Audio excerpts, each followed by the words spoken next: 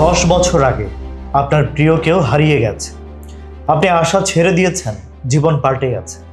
হঠাৎ একদিন একটা ফোন কল এলো, আপনার প্রিয়জন বেঁচে আছে এবং সে ফিরে আসতে চায়। এটা কোনো সিনেমার গল্প নয় রাজ।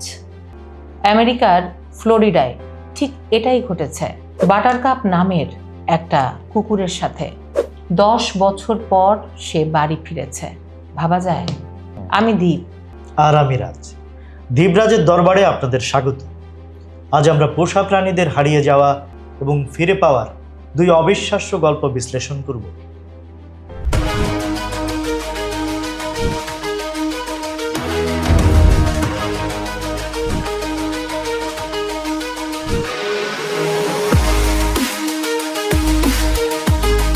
এমন গল্প শুনলেই তো মনটা ভালো হয়ে যায় রাজ, তাই না? একদম।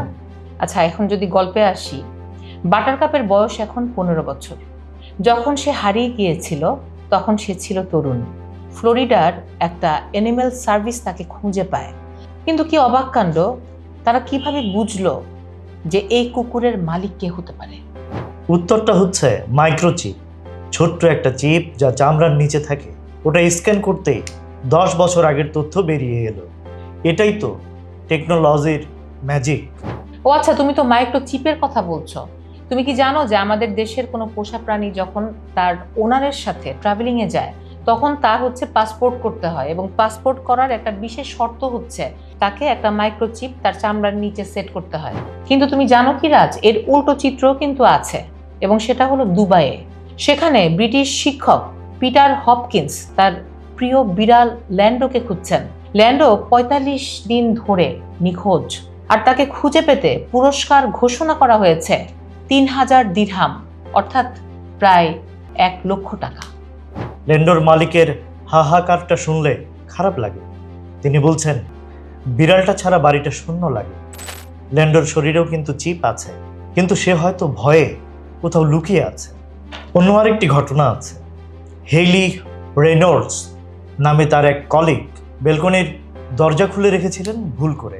সেই এক মুহূর্তের ভুলে আজ একটা মানুষের ঘুম হারাম হয়ে গেছে। এই যে মায়া, এই যে ভালোবাসা, এটাই তো মানুষের আসল পরিচয়। বাটারকাপ কিন্তু 10 বছর পর ফিরেছে। ল্যান্ডো হয়তো ফিরবে, কিন্তু প্রশ্ন হলো, আমরা কি আমাদের প্রিয়জনদের জন্য টেকনোলজির এই রক্ষা কবচগুলো ব্যবহার করছি? আপনার পোষা প্রাণীটি কি মাইক্রোচিপ যুক্ত, নাকি আপনিও কোনো ভুলের অপেক্ষায় আছেন? কমেন্টে জানান আপনার মতামত। আর লাইক, ফলো, সাবস্ক্রাইব করে বরাবরের মতো আমাদের সাথেই থাকুন। বেল বাটনটি প্রেস করুন।